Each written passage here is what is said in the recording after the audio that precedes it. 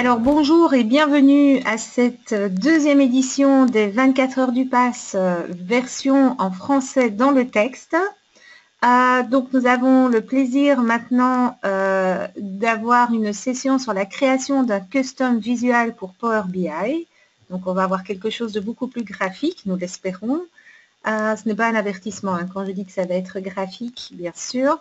Alors, pour démarrer, avant de laisser la place à nos conférenciers, un grand merci à la communauté sans laquelle cet événement n'aurait pas été possible, à savoir les communautés de Montréal, de France et le Virtual Chapter, ainsi que le PASS, l'Association mondiale des utilisateurs de SQL Server et plus largement des plateformes de données Microsoft. Petite introduction technique pour ceux qui nous rejoindraient en cours de route, alors que ces 24 heures durent déjà depuis hier. Si vous avez des questions à poser, vous utilisez dans le module la partie questions. Donc, on se fera un plaisir de vous répondre. En fin de session, s'il s'agit de questions sur le sujet, pendant la session, si vous avez un vrai problème technique dans lequel nous pouvons vous aider, un problème technique, bien entendu, concernant le déroulement du webinaire et non pas le fonctionnement de votre lave-vaisselle. Vous pouvez également maximiser votre écran et jouer un petit peu là-dessus, bien que les speakers en général sont capables de gérer Zoom Meet. Autre chose, faites vivre la communauté sur les réseaux sociaux, donc utilisez le mot dièse, comme on dit, pour rester en mode francophone, ou le hashtag 24HopFrench, et n'hésitez pas à interpeller le PASS, le GUS et la communauté Dev de Montréal. Voilà, je pense que j'ai fait le tour de tous ces petits détails logistiques. Je vais donc maintenant immédiatement passer la main à nos conférenciers que vous pouvez déjà apparaître. Ils se sont coiffés juste avant. Hein, ils sont tout beaux, tout enthousiastes. Et donc, je leur donne la main. Amusez-vous bien. Merci. Merci. Alors, hop, l'écran. Tac. Tac. Et juste regarder si c'est bien bon. C'est bon. Donc, non, c'est toujours pas bon. Hop. 100%. On voit ton écran. Hein. C'est bon? Parce que sur le retour, j'ai pas encore, je vois encore le tien. Mais bon, ok, très bien. Du coup, on va parler de création d'un custom visuel pour Power BI. Donc, avec Eman et Charles-Henri. Bonjour.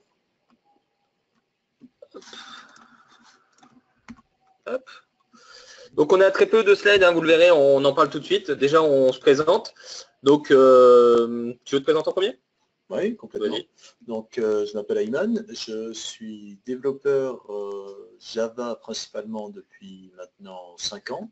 Et, au cours de mes différentes expériences, j'ai eu l'occasion de travailler sur du JavaScript, sur différents types de bases de données, du relationnel, du NoSQL, mais toujours principalement sur les technos Java. Donc là, pour moi, c'est une découverte du monde de la BI. Ça a l'air très intéressant, très puissant dans la façon de pouvoir afficher facilement les données. Donc je suis agréablement surpris par tout ça. Maintenant, tout ce qui est développement, c'est autre chose, on va pouvoir voir ça ensemble. Voilà, et moi de mon côté, du coup, je suis plus la casquette Power BI, Data Microsoft, vu que je suis MVP Data Platform. Donc plus côté business intelligence. Et donc l'idée de ce duo, c'est un développeur, un consultant décisionnel, un consultant data, et voir un peu si on peut comprendre comment fonctionne cette partie custom visualisation de Power BI. Donc tous les deux, on fait partie de la société Scopit, qui est une société coopérative qui fait de la data Microsoft, mais pas que, qui fait aussi un peu de projets libres et de Java, apparemment. Donc c'est parce que tu ne savais pas faire du .NET que tu fais du Java. Donc on va avoir très peu de slides, comme je vous disais. L'idée c'est de suivre un peu le tuto qui est proposé par Microsoft, mais qui est assez difficilement accessible de prime abord avec le peu d'explications qui est donné, et de voir du coup, de permettre aux personnes qui sont intéressées par faire du développement de custom visualisation d'éviter tous les plâtres qu'on s'est mangés en préparant cette session. Et il y en avait quelques-uns, en donnant un petit peu notre avis sur le sujet. Donc, on va commencer par les prérequis, c'est moi qui vais le présenter. Donc, installation de NPM, installation des certificats, jusqu'à la création d'un nouveau projet et de l'affichage dans Power BI Service. Ensuite, on va voir comment développer un bar chart from scratch, donc depuis un projet vierge. Ça, c'est Eman qui va vous le montrer à travers ce qu'il a déjà préparé pour vous et pas mal d'explications sur les composants du bar chart, basé sur D3JS. C'est ça. Et enfin, on va voir le packaging et l'utilisation de ce custom visual avec une petite astuce aussi sur le fichier Power BI qui peut vous être utile par la suite. Hop, alors, on commence directement par les démos. Donc, ça va se passer, ce que j'ai fait, c'est que j'ai monté une VM vierge. Comme ça, c'est impossible de tricher. L'idée, c'était de se dire, voilà, j'ai une VM vierge, comment ça se passe? Parce que ce n'est pas forcément non plus, comme je vous disais, super explicite les éléments qu'il faut installer pour s'en sortir. Alors, sur cette VM vierge, première étape, télécharger Node.js. Parce que le composant custom visual que vous allez faire, il va tourner sur un serveur Node.js. Hop. On peut prendre soit la LTS, soit la current. Long term support, ce serait celle qu'on devrait vous conseiller. Alors moi, je vais vous conseiller plutôt la dernière. Pourquoi? Tout simplement pour éviter d'avoir à modifier la variable PAF, ce que vous êtes obligé de faire si vous le faites dans la V6, ce que vous n'êtes plus obligé de faire à partir de la V8 parce qu'il le fait pour vous. Et vu que je suis un peu feignant, ben, je vais faire plutôt celle-ci. Alors hop, donc 15 MO, ça se télécharge, une petite analyse antivirus s'il veut bien. Et voilà. Donc l'environnement, ça va être cette VM Hyper-V avec ce snapshot vierge pour cette install que je vais vous montrer. Et ensuite, Eman vous montrera sur cette même VM, mais avec un snapshot un peu plus récent qui contient déjà ces outils de développement, dont Visual Studio Code, qu'on va utiliser. Hop. Pas très véloce, ça, cette machine. Hein. Voilà. Donc Node.js, très facile à installer. Et normalement plutôt rapide. Suivant, j'accepte, hop, suivant.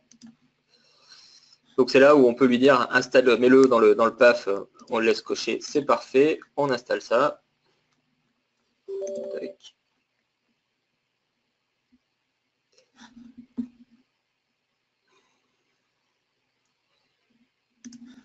Ne vous inquiétez pas, on n'est pas loin du bout. Hop. Donc l'installation se termine. Ça, c'est ce qui va me permettre de lancer des commandes NPM dans CMD ou dans PowerShell. Alors moi, je vais utiliser PowerShell parce que je préfère. J'attends que l'installation soit finie.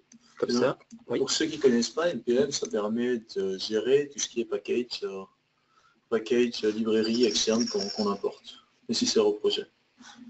Voilà, et donc on va le voir très vite, mais toute la création de projets de CustomBiz s'oriente autour de NPM. D'ailleurs, la première étape qu'on va faire par la suite, hop, on va lancer PowerShell.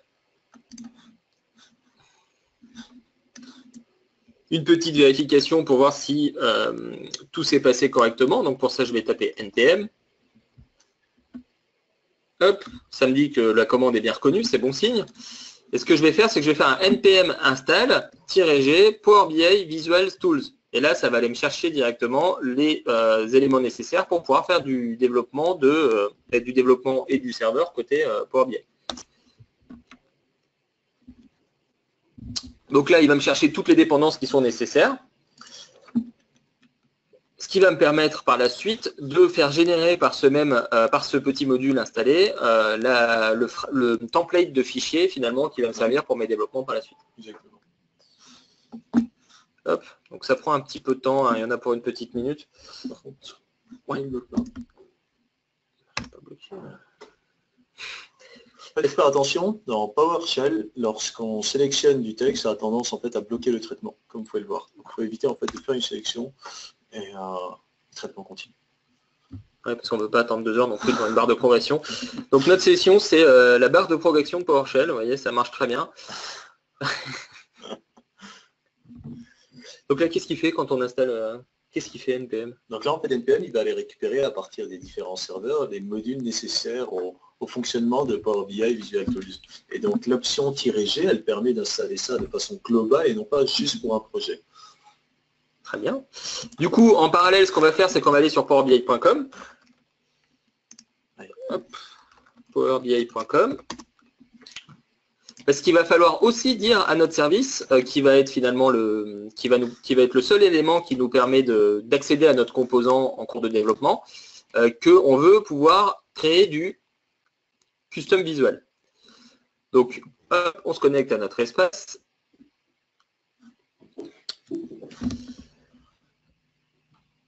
Ce qui est bien, c'est que ça évite comme ça de juste meubler en regardant une barre. Et donc le Power BI que vous voyez, c'est le Power BI en ligne, c'est un service, et c'est uniquement en fait cette version-là de Power BI qui permet de pouvoir de façon dynamique charger un composant en cours de développement et de pouvoir l'afficher. Donc du coup, on va aller dans paramètres et on va lui dire j'ai besoin d'utiliser le composant de développeur. Donc ça va dans développeur, activer l'élément visuel développeur pour les tests. À partir du moment où on a fait ça, quand je vais créer un nouveau rapport, je vais le mettre dans quoi? Je vais le mettre sur n'importe quel projet, là sur mon projet, rapport, créer, rapport. Quand on va créer un nouveau rapport, vas-y, mets-toi sur ce que tu veux, c'est pas très grave. Hop. On va avoir une nouvelle visualisation qui apparaît, c'est celle-ci, avec les 2 petites balises. Donc cette visualisation va nous permettre de se connecter à notre serveur Node.js qui va tourner quand on va lui dire de démarrer la visualisation et de présenter notre visualisation depuis notre serveur local. Et là, tout de suite, ça nous amène à une étape qui arrive. Putain, dis donc, c'est long, hein, là.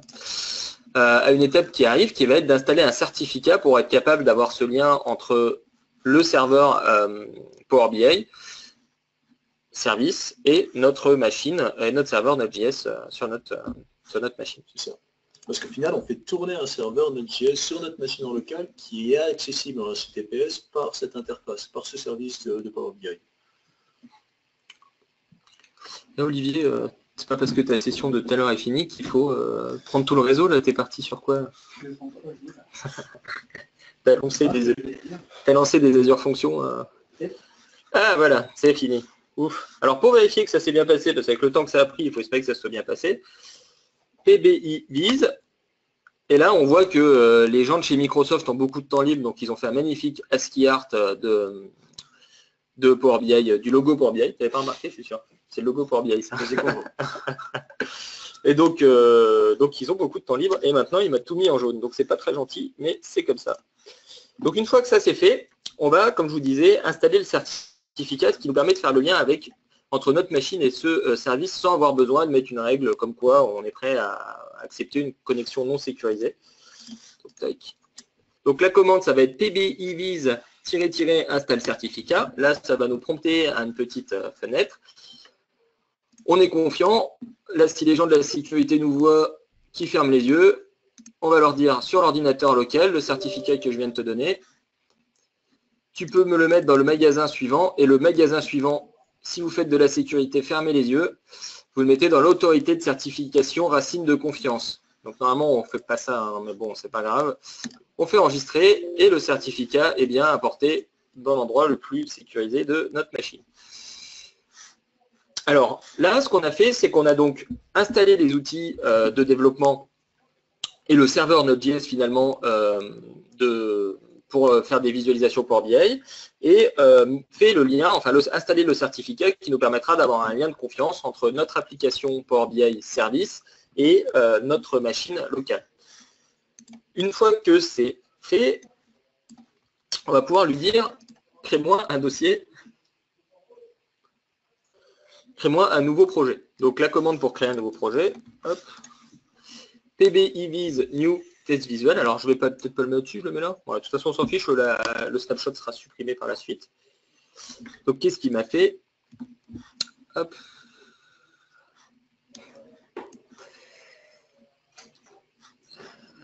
Il a mis ça dans ses users. Tac, c'est utilisateur. Ouais. Charles-Henri Sauger, enchanté. Test visuel. Et j'ai le template, le squelette finalement de ma visualisation qui est installé ici. Eman vous expliquera en détail à quoi correspondent les différents éléments sur son projet tout à l'heure. Là, ce n'est pas l'objet, on va juste finir l'installation. Il faut savoir qu'on peut avoir besoin d'installer des librairies externes. Et c'est notre cas dans l'exemple qu'on va vous donner, on va installer D3JS. Pour installer D3JS, on va faire un npm id3.3.5.5-save. Alors, il faudra être vigilant. En fait, on fait 3.5 parce qu'aujourd'hui, la librairie Power BI ne permet pas d'utiliser la dernière version de D3. Donc, ça peut être une première erreur que vous prenez, vous installez la dernière, et là, ça ne fonctionne pas. Ah, pas content. Pourquoi il n'est pas content? On a ajouté. Non, c'est warning. OK. Et on va installer aussi Typing, qui sert, hein, vas-y, tu... Donc, Typing, ça permet en fait de pouvoir utiliser une librairie JavaScript dans du TypeScript. Donc, ça va générer à partir du JavaScript un document TypeScript avec le code et les types qui vont bien. Donc là, on installe Typings. Et ensuite, on dira à Typings qu'on veut faire du D3JS, donc il ira chercher la description du fichier qui va bien pour pouvoir interroger, pour pouvoir créer des types D3 dans notre développement par la suite. Exactement. Et ce qu'on ne vous avait pas dit, c'est que c'est du TypeScript, et non pas du JavaScript. Tout à fait, le développement va se passer en TypeScript, exactement. Hop. Donc on lance Typing Install, c'est là où il va nous faire le lien entre le TypeScript et le D3.js. Donc tout ça, c'est nos prérequis qui sont faits. On va voir du coup si ça fonctionne. Est-ce que... Oui. Tu as besoin de quoi? Non, c'est bon. On fait un PBI, un PBIs. Ça, c'est une nouvelle fonction qui n'existe pas encore. PBIs start. Non, c'est pas bon. Toujours pas. Start.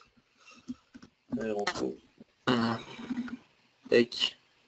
Et là, paf.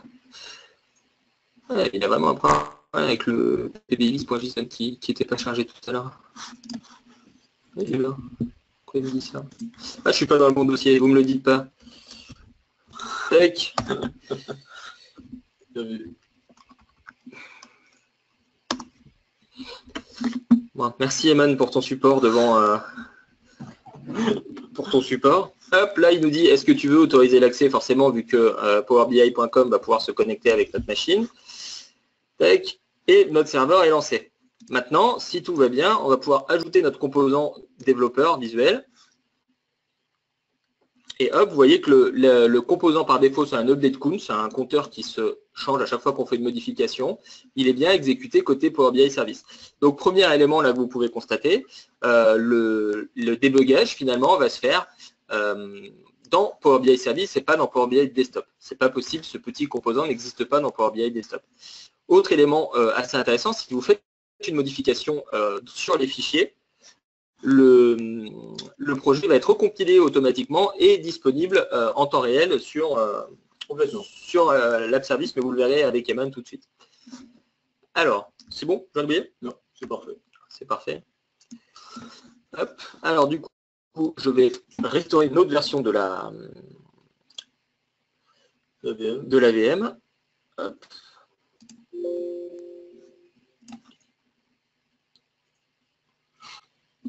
Prendre quelques secondes.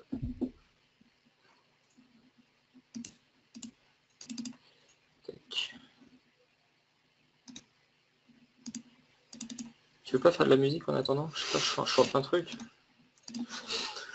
Un petit compas qui fait déjà bien assez moche là. C'est ça. Hop. Donc là, c'est une version sur laquelle on a installé Visual Studio Code, sur laquelle on a installé des outils pour aller chercher sur Git les sources qui ont été développées par Eman pour préparer le projet. Ouais, plein écran. Tac. Et donc, ce qu'on va faire, en fait, ce que j'ai pensé faire pour pouvoir présenter les différentes étapes, c'est d'avoir un repo un repo Git déjà fait avec tous les commits, et en fait on va avancer ensemble de commit en commit pour voir comment est-ce qu'on est passé d'une étape à l'autre. Donc les différentes étapes, elles sont présentes sur le PowerPoint. Je lutte un peu avec ma résolution, hein, tu m'en veux pas? C'est un peu beaucoup. Non, mais c'est parce que j'ai pas le choix en fait. Il doit me le scaler après. Et je sais pas pourquoi, des fois il m'embête. Ah, je veux pas. Bon, attends, je vais déjà le loguer. Au pire, ce sera très petit. J'espère que vous avez emmené vos yeux bioniques. Ah, je suis trompé de mot de passe. Voilà.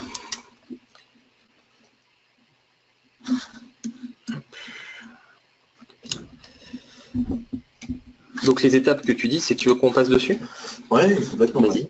Donc, hop.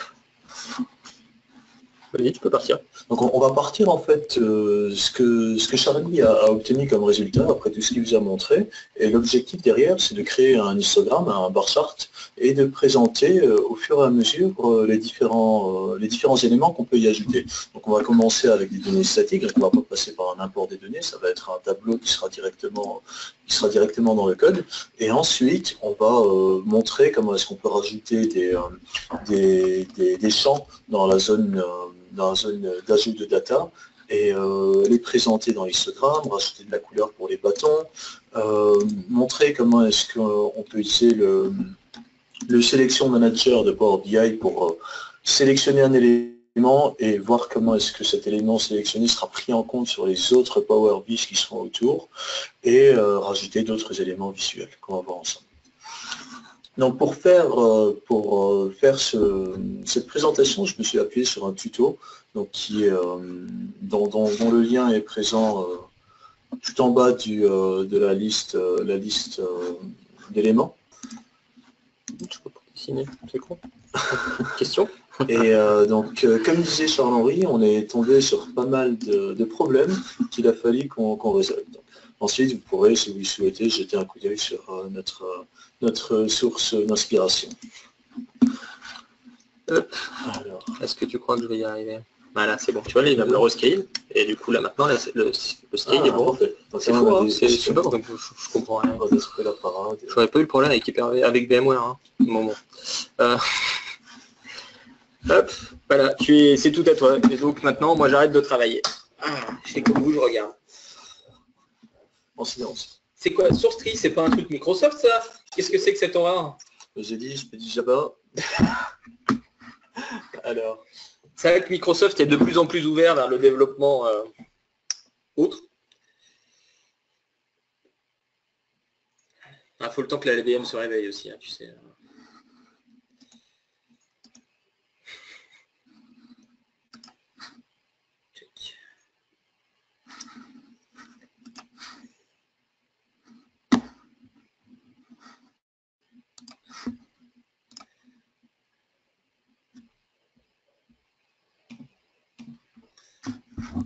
Alors du coup, on utilise Visual Studio Code parce que le template qui nous est fourni par Microsoft à la base de la création d'un nouveau projet est assez s'y prête pas mal parce que finalement c'est un dossier avec une structure très simple. Donc ce serait un peu dommage de mettre un point .sln au milieu de tout ça. Donc c'est pour ça qu'on a utilisé Visual Studio Code aussi.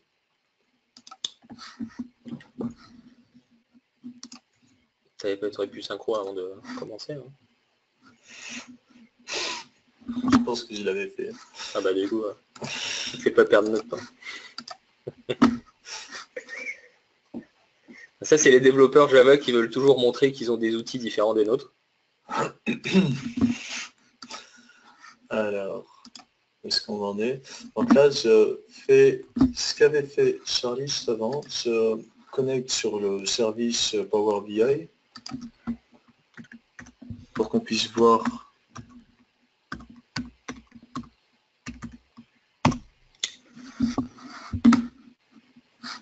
le rendu de ce que tu vas développer. Ce qui est déjà développé et de ce qu'on va analyser ensemble. Ok.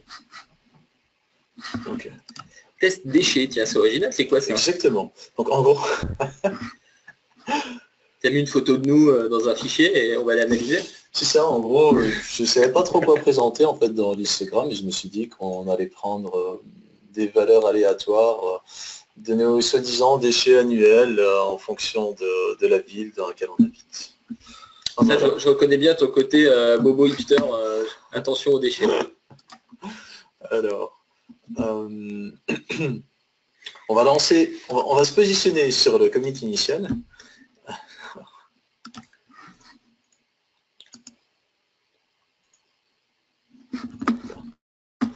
Alors, sur ce commit, on n'a rien de plus que ce qu'avait fait Charlie, donc on a l'update. On va le voir ici dans notre code. Donc les différents fichiers. Ah, tu as plus que ce que tu attendais parce que je vois qu'il y en a des nouveaux. Effectivement. Sûr de pas vouloir installer TFS. TFS. C'est l'outil de versionning de Microsoft. Je connais pas.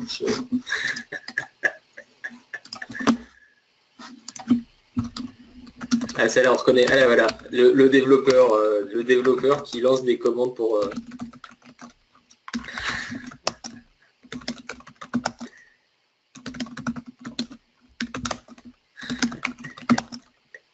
Ok. Ah, il suffisait de lancer un git clean. Ok, on est bon. Alors, on va lancer notre serveur. Un petit PowerShell. C'est ça. Donc avec les mêmes instructions que tout à l'heure. Power BI vis start, PBI vis start.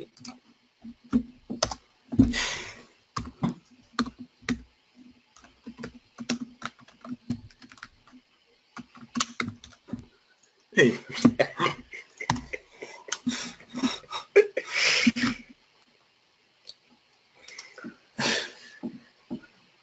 donc c'est en train de se lancer, parfait. Donc le serveur est lancé et on va vérifier le résultat.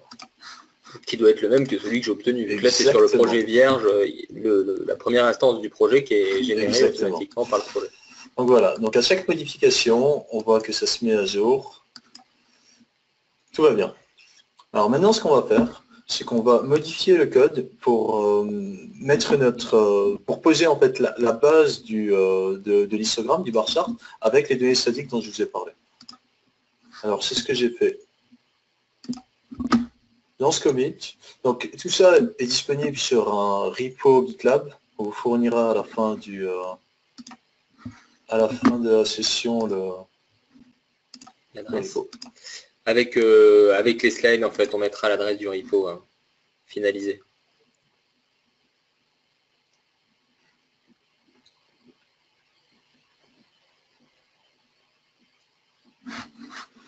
Alors pendant que ça tourne, j'en profite pour vous montrer le contenu en fait de ce visual TypeScript.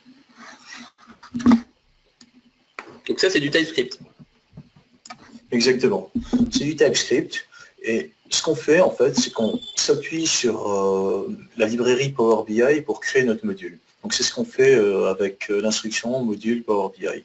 Donc dans ce module, on a notre visual, notre classe visual qui est censée avoir le même nom que notre fichier et qui est référencé dans le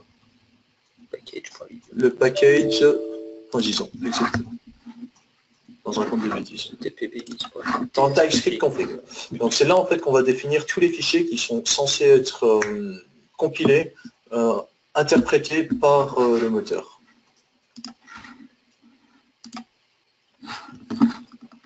Donc dans notre visual, on a notre constructeur qui va permettre de créer une instance de notre bar chart qui s'appuie sur la librairie dont parlait Charlie tout à l'heure, qui s'appelle D3, qui est en fait une librairie qui permet de créer des SVG avec du HTML, du CSS, et qui en plus permet de faire de la manipulation de DOM. Donc on crée ici notre élément de type SVG qui va contenir la classe bar chart. Donc ça, c'est expliqué dans la documentation de D3, ça fonctionne comme ça. Et on en profite aussi pour garder une référence à notre host. Donc en fait, le host, c'est une information qui provient en fait du front, donc de la partie qu'on voit ici, et qui contient en fait tout plein de données concernant la position de la fenêtre, la taille de la fenêtre, les éléments qui ont été saisis par l'utilisateur, donc les données qui ont été intégrées, et éventuellement aussi tous les formats qui ont pu être faits.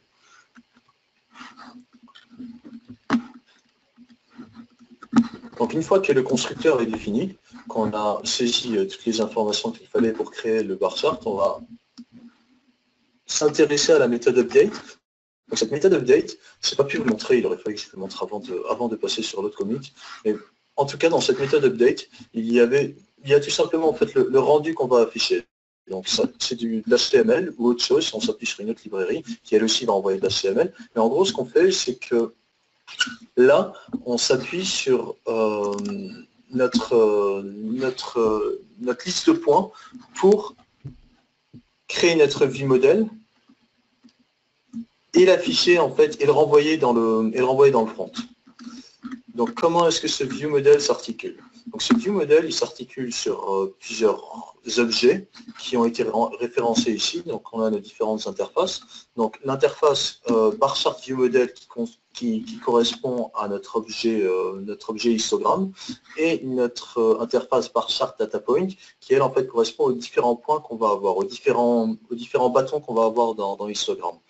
Donc un bâton, il se caractérise par quoi? Par une valeur et par une catégorie. Donc la catégorie, c'est ce qui va permettre en fait de différencier les données. Donc d'afficher par exemple les valeurs par ville, les valeurs par personne dans notre histogramme.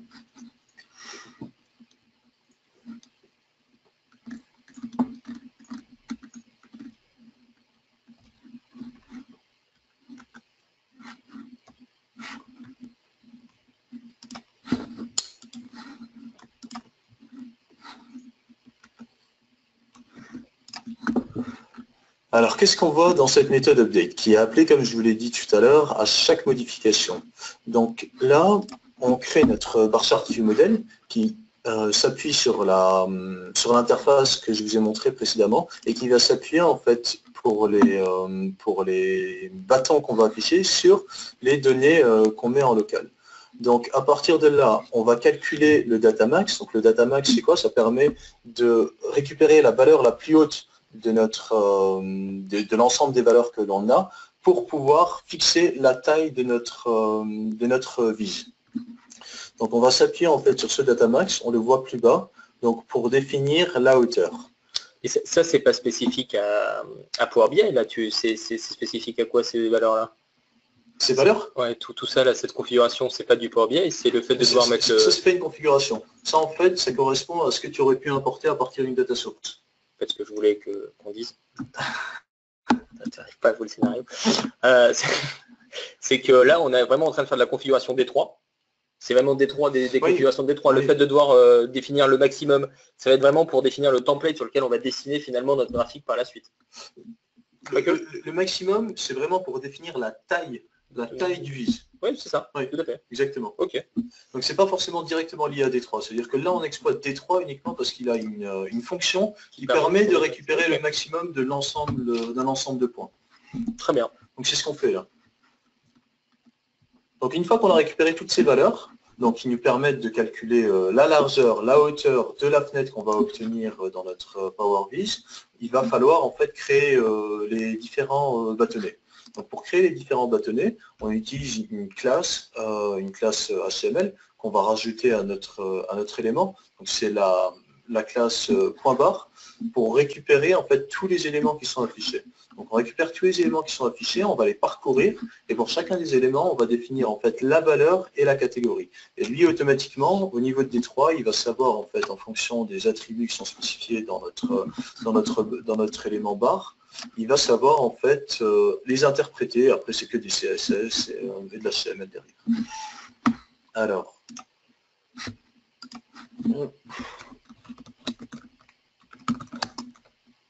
On fait un npm install pour récupérer toutes nos dépendances.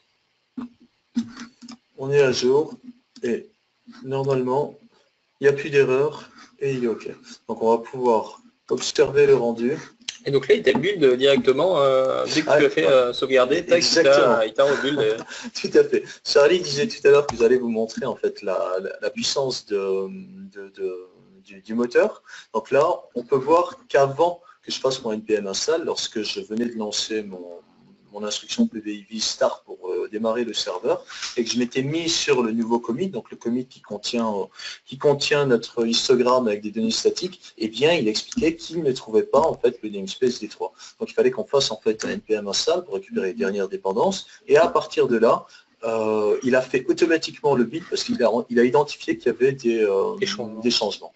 Donc là, il a refait en fait le build et normalement, on a accès à notre élément. Tu peux cliquer sur les flèches si tu veux. Oh, il n'y a pas besoin. Il n'y a même pas besoin. Tu veux en faire un à côté? Oui. En faisant refresh, je supprime. Je pense. Ah, il t'a pas... Non, normalement, il n'y a pas besoin de... Ah, il t'a pas pris le nouveau vide là. Non, c'est pas normal. Il est toujours pris. Ah, le petit effet démo habituel. Hein. Il y a un petit message là, c'est quoi?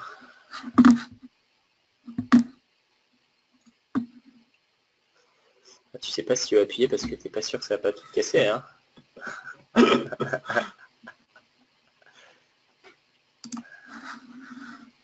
Il est sur quoi?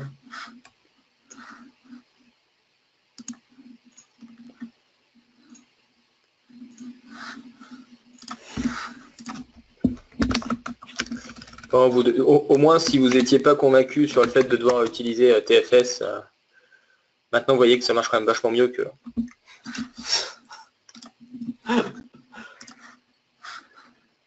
Voilà, on y est. OK. Donc là, en gros, ça correspond aux valeurs qu'on a spécifiées dans nos données statiques.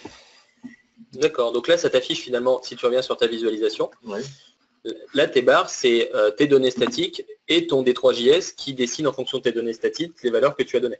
Exactement. OK. Mais le rendu s'affiche... C'est exactement ça. Donc là, en gros, on parcourt en fait chacun des éléments et on rajoute la valeur correspondante qu'on a récupérée à partir des données en entrée. Ça marche. Super. Donc maintenant qu'on a fait ça, je vais vous montrer comment est-ce qu'on peut se baser sur ces fameuses données, ces déchets par an. Oui, parce que là, il n'y a pas de lien entre ton dataset que tu as chargé avec les déchets. Exactement. Et le... Ce sont les données statiques. OK. Alors, on va passer au commit suivant.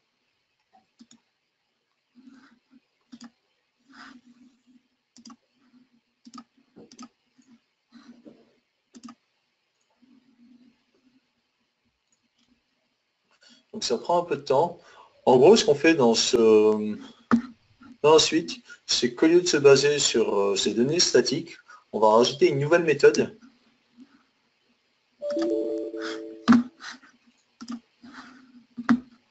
qui s'appelle Visual Transform, dont le rôle en fait est de transformer les données qui sont ajoutées par l'utilisateur via le dataset pour les mettre à la sauce data point. Donc qu'elles puissent être exploitées comme c'était le cas avec les données statiques. Donc là, on peut voir que dans la méthode update, où on s'appuyait sur les données statiques, eh bien, on a supprimé ces données statiques. Et là, on fait appel à cette méthode Visual Transform, qui, elle, passe toujours en paramètre l'option et le host, parce que c'est de là que viennent les informations qui seront ajoutées par l'utilisateur. Alors, dans cette méthode, qu'est-ce qu'on fait? Donc, on récupère à partir de l'option le data view. Donc, les data views sont les données qui sont ajoutées, c'est le dataset, et on crée un view model. Donc, c'est l'interface que je vous ai présentée tout à l'heure qui contient des data points. Donc, on ne peut pas le regarder dans Visual Studio Code parce que je pense que ça va être peut-être un peu petit. On peut peut-être faire ça. Mais si on peut le voir dans Visual Studio Code, bien sûr. En plus, par rapport à la couleur, tout ça. Alors voilà, on y est.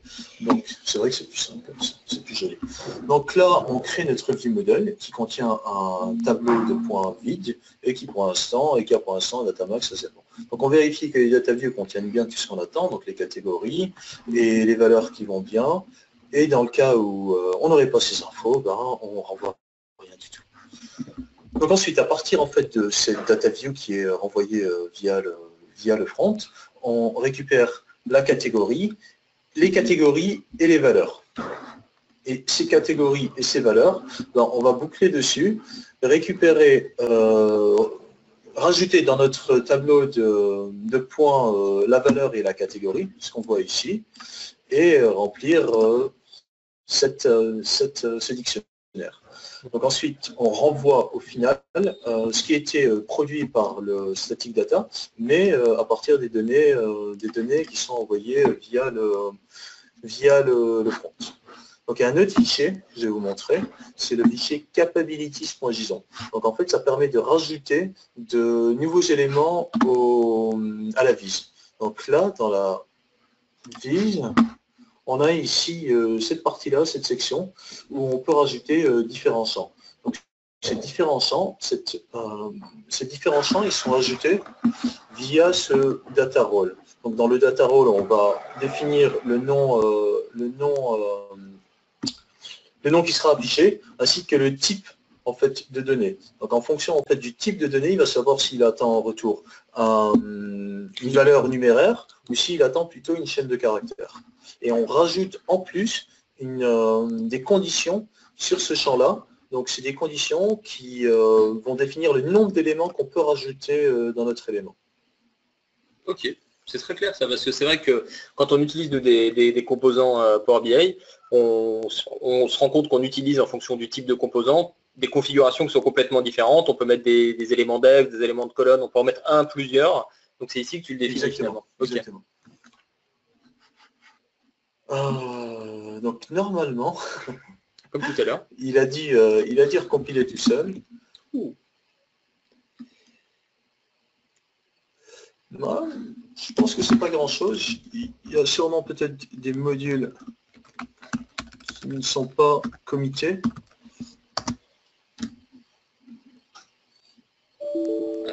Toujours pas.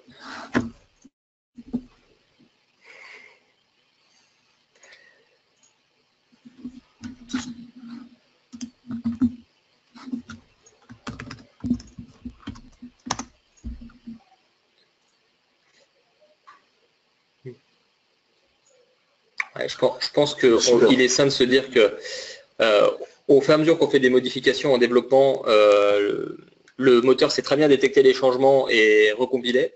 Par contre, quand on lui récupère une branche et qu'on la charge tout entière, c'est peut-être pas son truc. Peut-être que le problème vient de là, le fait de faire trop de changements. Sûrement.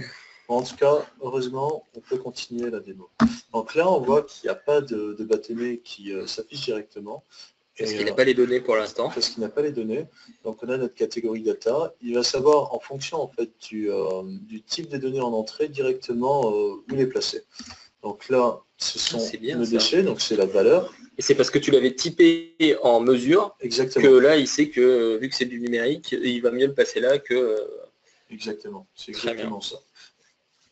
C'est génial. Bah oui, complètement.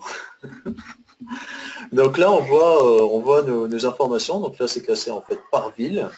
Et on peut l'afficher aussi par prénom. Donc là, on a plus d'éléments. On a 5 personnes, donc on a 5 lignes en fait dans notre fichier en entrée. Et pour chacune des lignes, on a la quantité de déchets produites, le prénom de la personne et la ville qu'il habite. Donc maintenant qu'on a vu ça, on va rajouter quelques couleurs à notre bar chart, parce qu'il n'est pas très joli. Tu vas encore casser la compile. Non, oui, une chance. Et ce qu'on va faire, c'est qu'on va relancer là. Un peu de temps, on va confirmer le truc du coup. On va confirmer. Il te reste un quart d'heure. Ça va rentrer. Donc ce qu'on va faire, c'est qu'on va passer en fait de sourcerie à Visual Studio Code. Moi, ça m'aide en fait à visualiser les modifications qui ont été faites et pouvoir plus rapidement vous les montrer.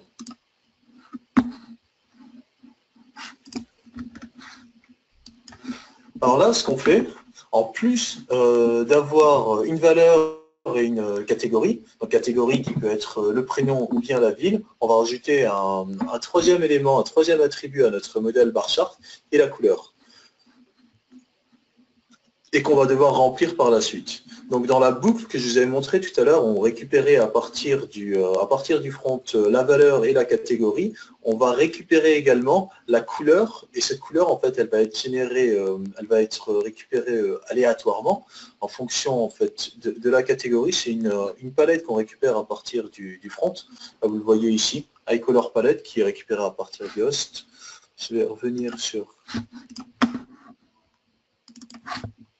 Visual Studio, ce sera plus joli.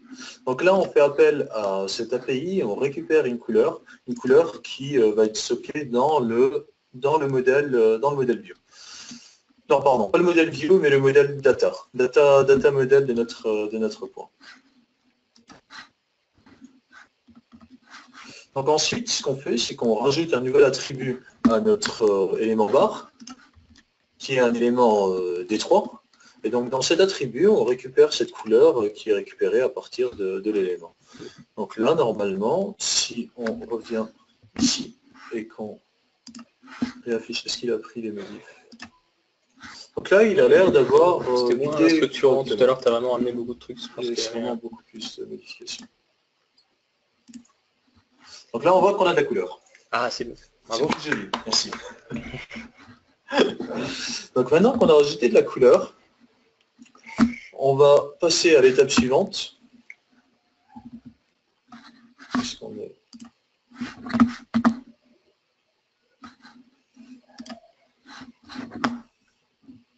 Ah, je vais peut-être vous montrer quelque chose, là je vais en profiter. Donc moi je me demandais comment ça fonctionnait quand j'ai fait, on a encore un peu de temps, donc j'en profite. Je ne comprenais pas trop comment ça fonctionnait, j'avoue que la doc de D3 n'est pas forcément très fournie.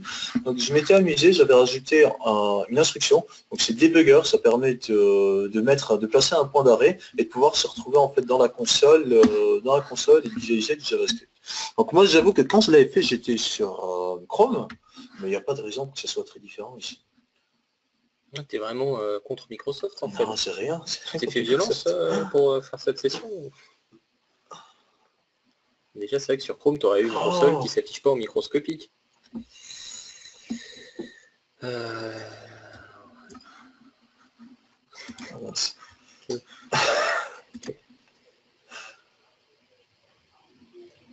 Est-ce qu'on... Je crois qu'elle est claquée. Je vais pouvoir la passer en fenêtre. Vous savez ce qu'on va faire? Je vais continuer. Et si on a le temps à la fin, je vais montrer ça. Parce que je trouve que c'est quand même intéressant quand il y a quelque chose qui ne fonctionne pas, qu'on veut comprendre ce qui se passe en interne. C'est assez intéressant de voir la manipulation du DOM et le JavaScript qu'il y a derrière. On va continuer. Et on va refermer cette console qui a l'air de faire tomber ailleurs. Non, ça a l'air d'aller. C'est bon. Bon. Parfait. Parfait, donc on va continuer.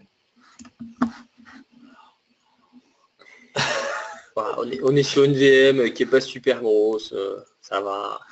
Donc là on le voit là. Là on le voit, vous voyez. On le voit. Donc il s'est arrêté en fait sur l'instruction debugger. On voit qu'il est bloqué et pour continuer en fait il faut maintenir F5 et pour passer au pas à pas détaillé F11. Ok. Alors ce que j'avais envie de voir quand je m'étais placé en fait ici, c'était de voir comment est-ce qu'il allait boucler à l'intérieur et comment est-ce que pour chacune des barres, pour chacun des éléments, il récupérait les valeurs à partir des datas qui lui étaient fournies. Donc là, si on fait un pas à pas détaillé,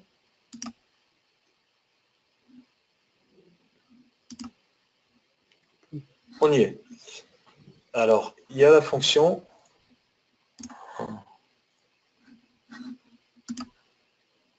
Non, on va arrêter. On va arrêter parce que là, on perd du temps, mais dans l'idée, c'est ça. Pour tous ceux qui font régulièrement du développement TypeScript, de toute façon, vous savez c'est quelque chose qui se passe, qui est assez connu de toute façon. Donc, exactement. Mais on peut poser des points d'arrêt pour voir ce qui se passe concrètement dans le... Sauf que pour accéder en fait au code JavaScript qui est généré, on ne sait pas forcément où le trouver. Donc en mettant en fait l'instruction debugger dans le TypeScript, ça fait qu'on se retrouve directement dans le code JavaScript au bon endroit, au lieu de chercher dans tout le code. C'est l'intérêt.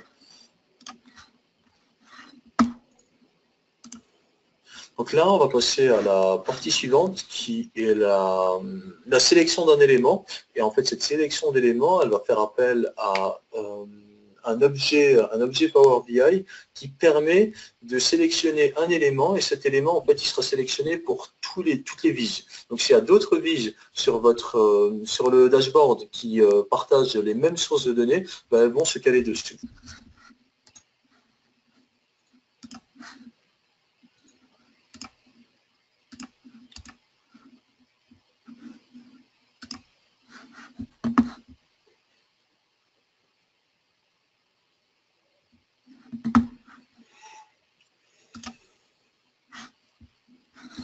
C'est en train de charger. Est-ce que lui... Oui, il a pas l'air mécontent. Ça a l'air d'aller.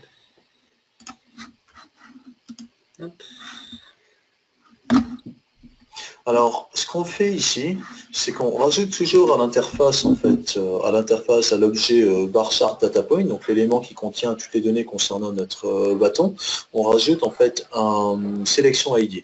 Donc le sélection ID, c'est un objet Power BI qui va permettre d'identifier de façon unique notre bâtonnet. Une fois qu'on a fait ça, il va falloir enrichir en fait ce sélection ID. Et pour ce faire, on exploite un objet qui provient du host. Donc cet objet qui provient du host, il contient une méthode qui permet de construire ce sélection ID et on l'affecte à notre objet.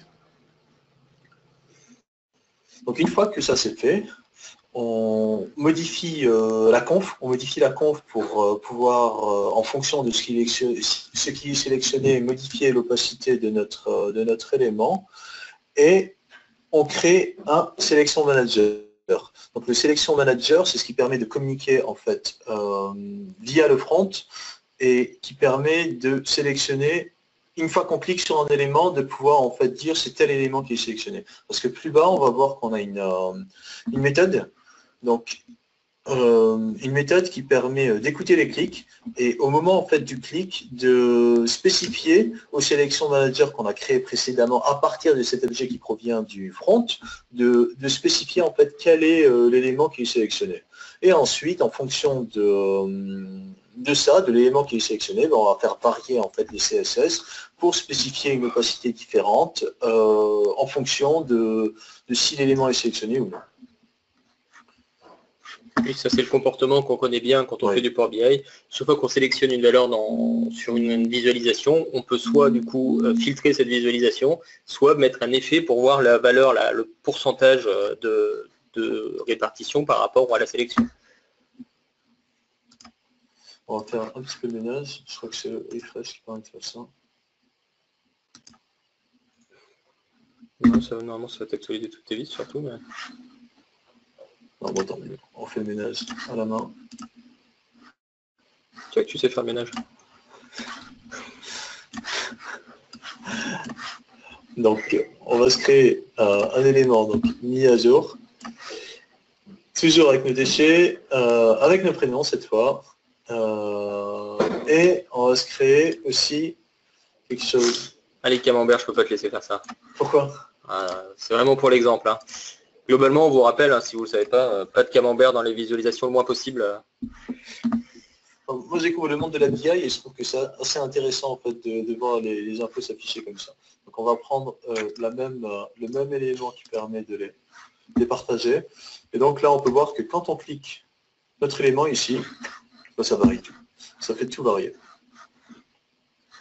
Et ça, c'est dû aux quelques lignes de code que tu as rajoutées qui te disent qu'est-ce qu'il faut faire quand je filtre, prends en compte le contexte de filtre. En fait, juste le fait de setter dans le sélection manager un élément, ensuite c'est Power BI qui gère tout derrière et qui transmet toute l'information à toutes les vis. Donc il n'y a rien à faire à ce niveau. Il y a juste la partie en fait graphique, la partie CSS qu'il faut faire varier. Et tout le reste est géré par Power BI.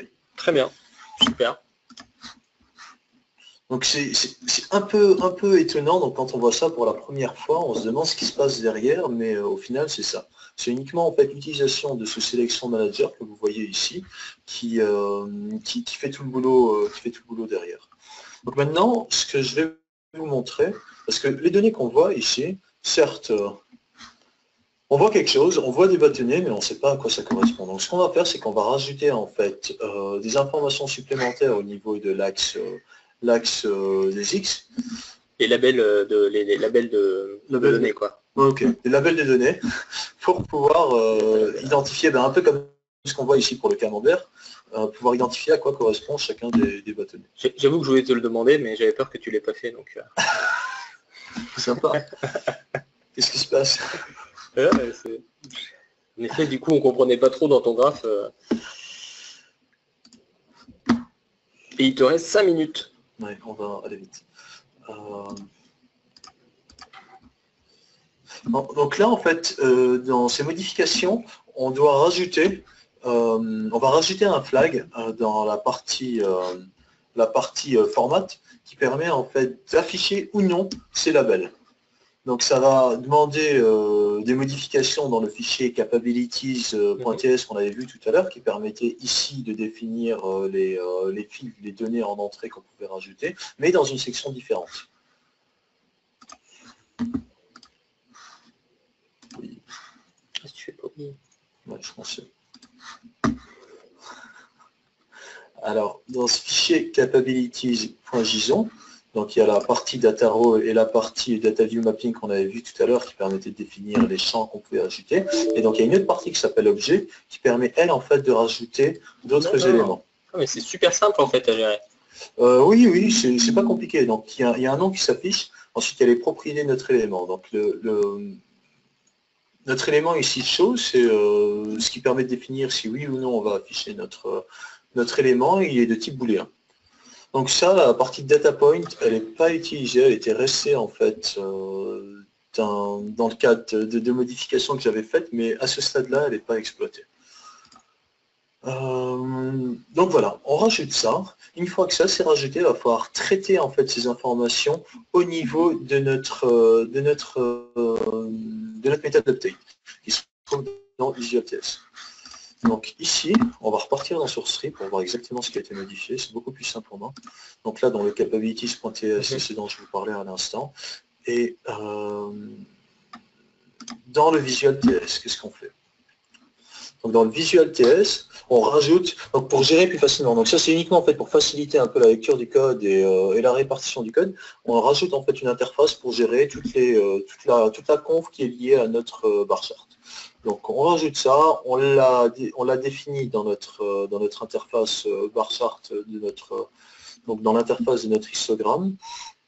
Et ce qu'on fait plus bas, c'est qu'on crée dans notre constructeur, on rajoute notre élément dans notre constructeur avec les valeurs par défaut. D'accord, donc là ce que tu dis, c'est que dans ton défaut setting, tu as mis le enable axis à false. Exactement. Et ensuite tu vas dire, je peux le changer. Exactement. Et ça en fait, et la méthode en fait pour le changer, on va s'appuyer sur ce qu'on a défini dans le capabilities.json pour, en fonction de ce qui a été sélectionné par l'utilisateur, faire varier l'affichage. Super. Exactement. Donc ici, on a notre bar chart setting qui s'appuie sur une méthode. Donc getValue, en fait, ce qu'on a fait, ce qui était préconisé, c'était d'utiliser, en fait, au lieu de rajouter une méthode à chaque fois un peu bâtarde pour récupérer l'information dans notre objet qui provient du front, parce que c'est en fonction du choix de l'utilisateur dans le front qu'on va définir ce qu'on va faire dans notre code. Et bien, on a rajouté une méthode, un utilitaire qui permet juste en fait de parcourir l'objet et de pouvoir récupérer notre information. Et si jamais il n'y a pas d'information, d'utiliser la valeur par défaut qui est fournie. Et on a modifié bien sûr le tsconfig pour rajouter en fait cet objet qui soit lui aussi. Super, c'est voilà. Super clair ça aussi. Voilà. Et donc là ça retourne la valeur qui a été sélectionnée et ça met à jour ce setting. Exactement, on passe en paramètre ce qui provient du front et on récupère en fait la valeur. Donc ensuite en fonction de la valeur, en fonction en fait de si c'est coché ou non, on a d'autres traitements qu'on va faire. Donc ça, ce sont les valeurs liées directement à notre axe. Donc c'est D3 qui gère ça aussi avec la taille, la largeur des différents éléments et tout ce qui va bien. Et ce qu'on fait, donc la partie intéressante, donc là on fait pareil. Donc on récupère donc en fonction de ce qui est seté en fait ce qui est récupéré du front, on va afficher ou non l'information. Donc if l'axe des X est sélectionné, alors on le rajoute, alors on rajoute la marge pour pouvoir remonter l'élément. Donc ce qui est intéressant en fait, c'est ce enumerate objet instance, en fait c'est lui qui va tout gérer. C'est-à-dire que lui en fait, là, il va se baser en fait sur le capabilities.json pour remonter l'information en fait dans le front. Ok, tu nous montres ce que ça donne? Oui, je vous montre ce que ça donne. Alors, on va devoir s'arrêter, sinon c'est Isabelle qui va t'arrêter, je préfère t'arrêter moi, parce que j'ai une voix plus douce qu'Isabelle. Donc là, il n'est pas content parce qu'il faut qu'on recompile, tout simplement.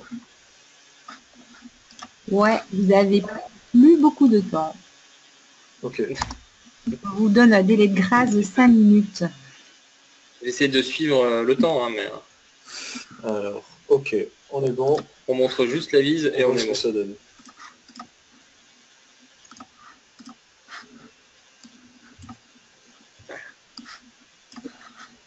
Alors, hop, hop. Donc, on va enlever la partie qui nous forçait à filtrer. Non, tu pourras pas faire. Tu cliques une fois n'importe où. Clique sur la barre là. Et reclique dessus. Voilà.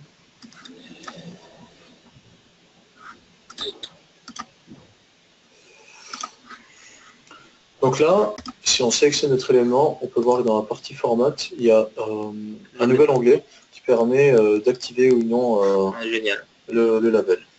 Ok, super. Bon. Du coup, je devais montrer la partie package, hein, cochon. Packaging. Ok, bon, c'est pas grave. C'est rapide, je peux vous montrer rapidement en fait la partie packaging. Ah, Isabelle, elle va pas être d'accord. Hein.